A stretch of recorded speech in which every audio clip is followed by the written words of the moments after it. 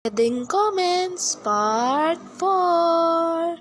Ate, ba't lumilipad yung mama ko? Wakwak kasi mama mo eh. Ang bait-bait, hindi ka nagagalit. Good mood kasi ako, kaya wag niyo sirain araw ko. Ate, libre mo ko, ako magbabayad. Ganyan dapat, sige bosin natin lahat ng tinda sa Pure Gold. Aling Marites, pautang tangina. Sabi ko, wag niyo sirain araw ko eh. Tsaka di Marites pangalan ko no, ang ganda-ganda kaya ng pangalan ko.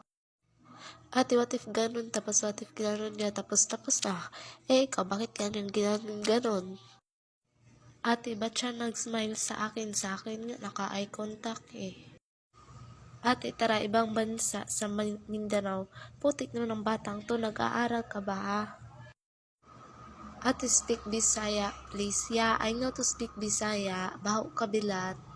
This country is Philippines, but I am from his heart. Ate, lumilipad yung aso ko sa ilalim ng tubig. Baka may superpowers na yan ang tagapagligtas natin sa mundo. Pugi ko talaga. Hoy, hindi mas pugi kaya siya. Mundo ko'y gagaan, malikaw man ang... What language is this? This language is a mix, but I always use I love you for him.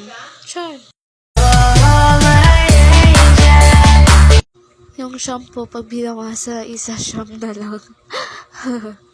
Tinalayas ako sa langit. Bawal kasi demonyo doon, be. Boss, ito dapat ang sundin, hindi nag-aate. Ate, ba't ang daldal mo pero ang bait-bait mo ate at ang ganda mo po? Wala na, madaldal na talaga ako, be. Sobrang daldal ko na. Ate, bagay po kayo ni Kuya Silimosh. Sino yan? Mas bagay kami ni Kevin. Ate, alam ko kung bakit boys palagi nauna sa tindahan sila sa umpisa lang sila magaling. Boys, inaaway kayo nito pero maliban sa kanya ha. Ate, nagutang ka po sa akin 1K. Sige, babayaran lang kita kapag pumuti na ang uwak ha.